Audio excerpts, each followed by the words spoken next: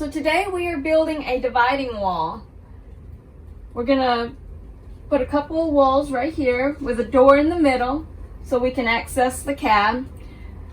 The reasons for doing that are, well, mostly for privacy. Also, it gets really hot up here and we can separate that heat that's coming in from these large windows from this area. In some ways it can provide extra security, especially if we put a little latch on it or something and lock it. So we're going to start by removing these black things here, which are the airbag covers. And then we are going to make templates for all these curves that are along the wall here. And hopefully today we'll get the plywood cut, but we might not because of the weather forecast. It is supposed to rain later and it has already been raining, so we're going to do as much as we can today. So we're going to get started.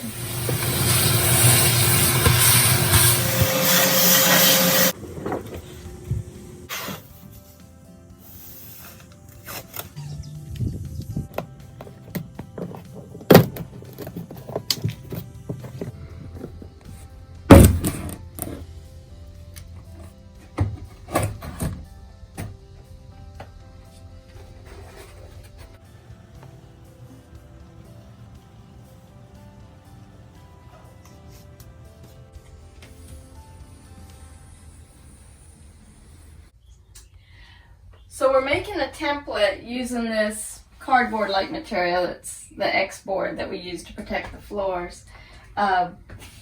Basically, we just made sure it was parallel to the floor and that we had straight edge, and we ran it here, ran a pencil line along here.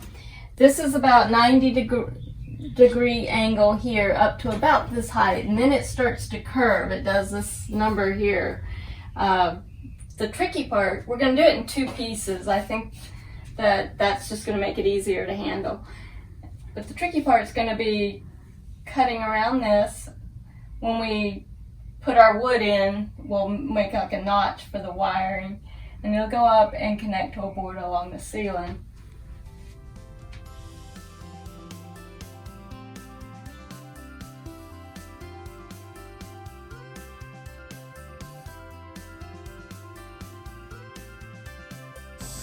After how many tries?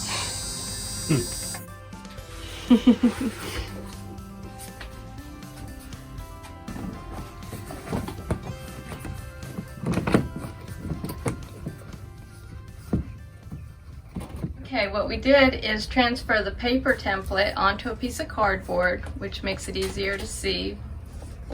And it looks like it's gonna work.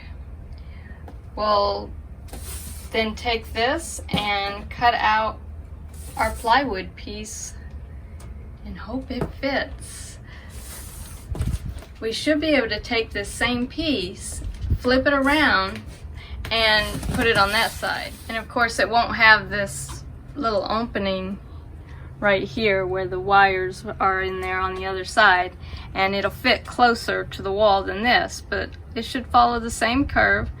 It will fit closer to the wall once we take that handle off. The handle will be reattached on top of the wall.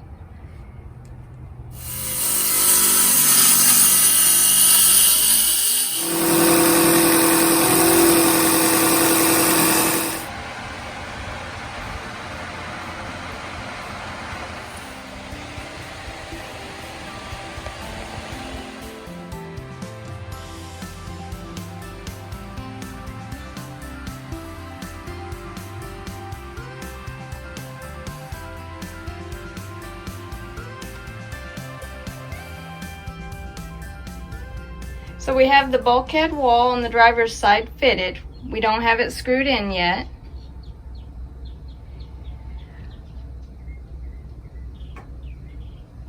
It took a little bit of ingenuity. Kevin got it figured out for me, and I'll let him tell you what he did. So one thing we had to do is make sure that the wall was going to be flat against this edge here. 90 degrees with the floor and 90 degrees with the wall at the bottom to make sure everything was square. And then we had to figure out a way how to mount it to the top.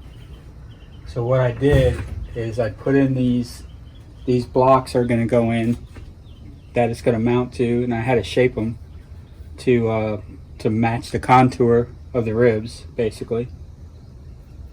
And then for the side up here, I'm going to use this, which is going to mount there.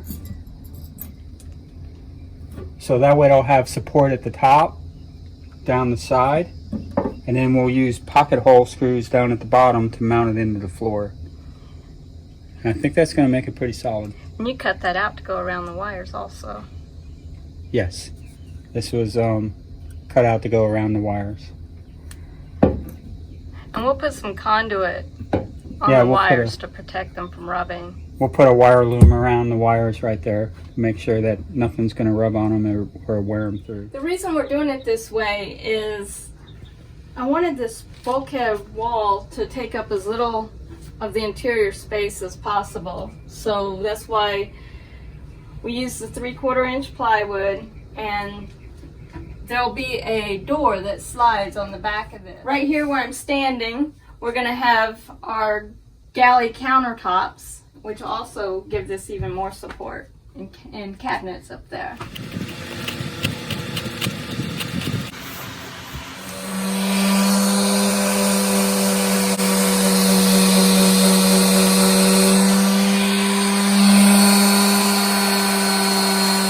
So this was not easy, but we did it. We've got the boards cut.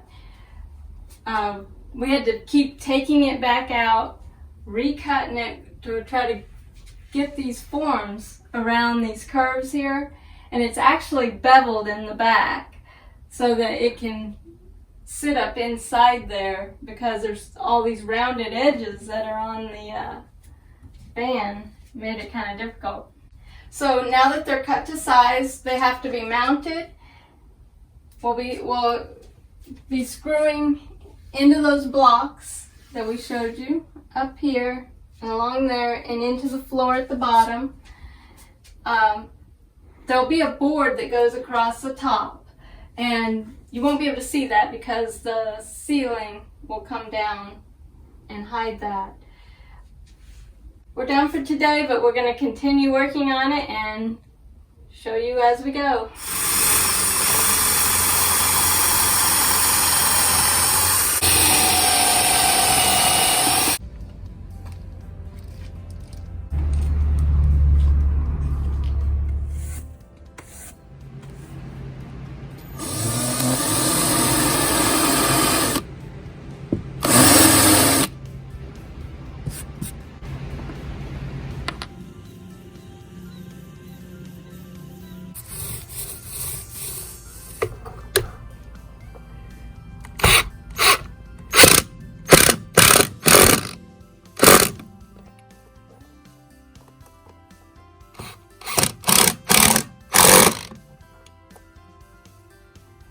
So the walls have been screwed on. We use self-tapping sheet metal screws all along the edges, and on the bottom we put in pocket hole screws. We reattach this handle, and on this side we went ahead and put in this beam that runs along the length of the van because we needed to be able to fit it into this, and we made a little cutout on the wall here for it to fit into. I painted the back side of these a color that matches the interior of the cab. On the back side of this, if you remember the foam covers that went over the airbag, those have been put back on there. We trimmed them out to fit in the space that's there. Now what we're going to do is put a cross beam here that the sliding door will attach to.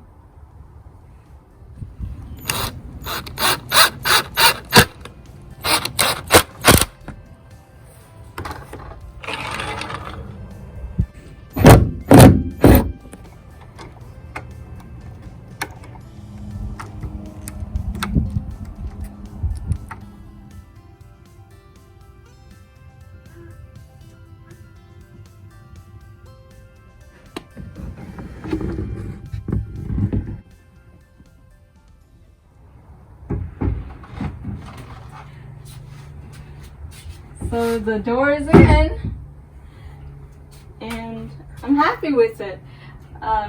We still have a few things we got to figure out. We got to put some sort of handle on here so it's easier to slide it open and close.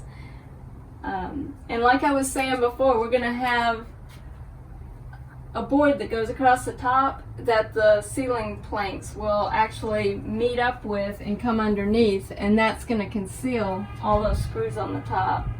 So we have to do some filling and some painting eventually, but I think it's going to work really well.